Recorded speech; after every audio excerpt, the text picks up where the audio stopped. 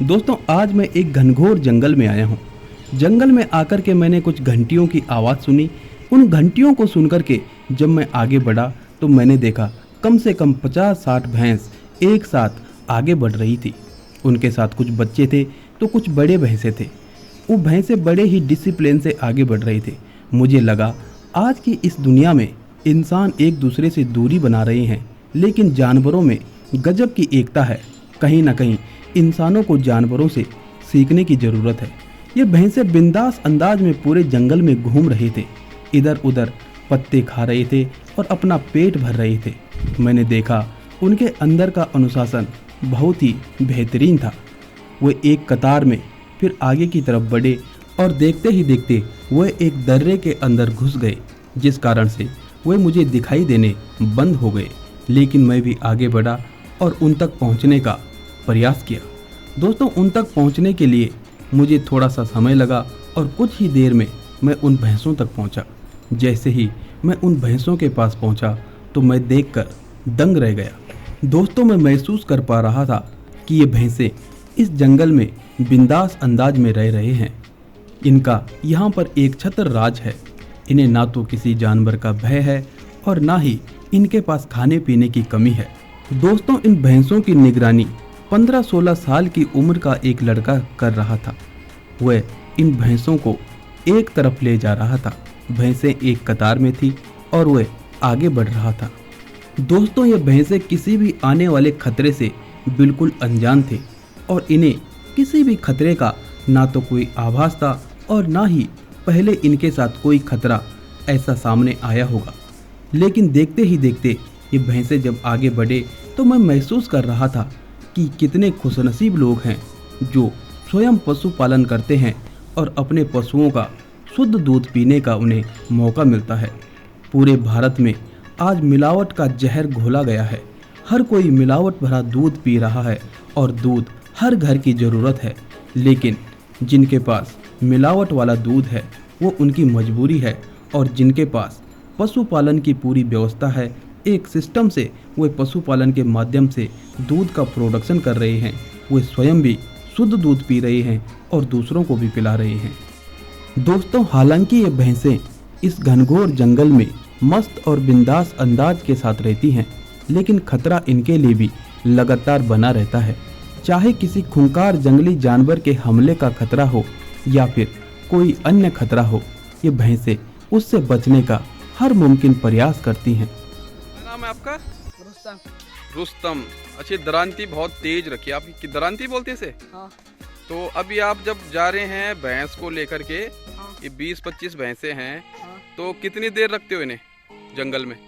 बस 3-4 घंटे। अच्छा 3-4 घंटे ये वहाँ पत्ते चूंग चांग के आ जाएंगी। हाँ। तो ये जो दरांती ले जा रही हो किस लिए है? ये पत्ते काटने के लिए। पत्ते काटने के लिए। तो यहाँ पे कुछ जंगली जानवरों का खतरा भी रहता है कुछ? है लेकिन जंगल में रहता है।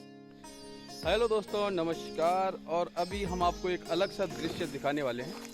आप मेरे पीछे देख सकते हैं बहुत सारे भैंस आपको यहाँ पे नज़र आ रही होंगे। दोस्तों जंगल के बीचों बीच एक तालाब है, जिस तालाब में ये सभी भैंसें डूब रखी थी। मैंने देखा भैंसों का जो डिसिप्लिन था वो यहाँ पे भी काफ़ी गजब का था। भैंसें पहले जो डूब रखी थी वह काफ़ी देर तक पानी के अंदर रह रही थी, और कुछ अन्य भैंसें क्योंकि तालाब छोटे होने के कारण सभी भैंस एक साथ नहीं डूब सकती थी, इसलिए जो भैंसें बाहर खड़े थे वो बड़े विनम्र भाव से उनके बाहर आने का इंतज़ार कर रहे थे। कुल मिलाकर गर्मियों का जो प्रकोप है उस गर्मी से बचने के लिए ये भैंसें काफ़ी मेहनत करते हैं और यहाँ पर आकर के कुछ देर तक पानी के अंदर रहते हैं। सिर्फ अपना सिर बाहर निकालते हैं और पूरे शरीर को पानी के अंदर रख करके उसको ठंडा करने का प्रयास करते हैं। दोस्तों पशुपालन एक बहुत ही अच्छा कार्य है, और भारत जो कि कृषि प्रधान देश रहा है, 90% लोग यहाँ पर कृषि और पशुपालन पर ही डिपेंड करते हैं। लेकिन आज का भारत बदल रहा है। पशुपालन में आई कमी के कारण दूध का प्रोडक्शन कम हो रहा है, और ख़ासकर हमारे उत्तराखंड के गाँवों में जिस प्रकार से पलायन हो रहा है, गाँव से लोग शहरों की तरफ आए हैं, तो वहाँ पर पशुपालन के साथ साथ में अन्य जो ग्रामीण कार्य हुआ करते थे, जो ज़मीन से जुड़े कार्य हुआ करते थे, कहीं ना कहीं वो भी समाप्त हो चुके हैं और मैदानों से पहाड़ों की तरफ दूध के साथ साथ अन्य खाद्य पदार्थों की सप्लाई हो रही है, जिसमें बहुत अधिक मिलावट होती है, जिससे लोग लगातार अस्वस्थ होते जा रहे हैं। दोस्तों, यदि आपके आसपास में भी पशुपालन का कार्य किसी के द्वारा किया जा रहा है तो कोशिश कीजिएगा कि दूध वहीं से लाएं और मिलावट के जहर से बचते रहें। तो साथियों, आप देख सकते हैं कि हमारे साथ जो पशुपालन के लिए यहाँ पे एक व्यवस्था बनाई गई है। तो एक बालक हैं जो कि अपने भैंसों को लेकर के इस तालाब की तरफ आए हैं। तो सबसे पहले हम आपका नाम जानना चाहेंगे। आपका नाम? रुस्तम। तो रुस्तम जी, एक बार पहले भी आपसे शायद मुलाकात हुई थी और उस समय आप जल्दी में थे। हाँ। तो ये कितने भैंस है टोटल?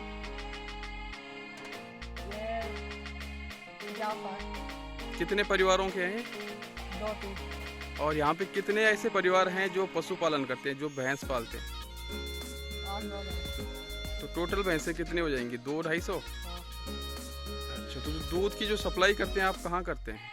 घर में आता है। घर में आ जाते हैं, गाड़ी लेके आते हैं?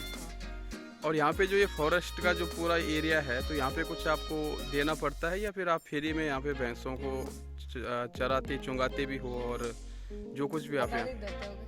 अच्छा, वो घर वालों को पता होगा। तो कैसा लगता है आपको यहाँ? वैसे कहाँ से आप, घर का है, गांव कहाँ है आपका? मूल रूप से आप कहाँ के? यहीं के हो गए आप? दोस्तों, यह वीडियो देहरादून के हर्रावाला में स्थित सुप्रसिद्ध लक्ष्मण सिद्ध मंदिर के बगल वाले जंगल की है। घनघोर जंगल में कुछ लोगों के द्वारा पशुपालन का कार्य किया जा रहा है।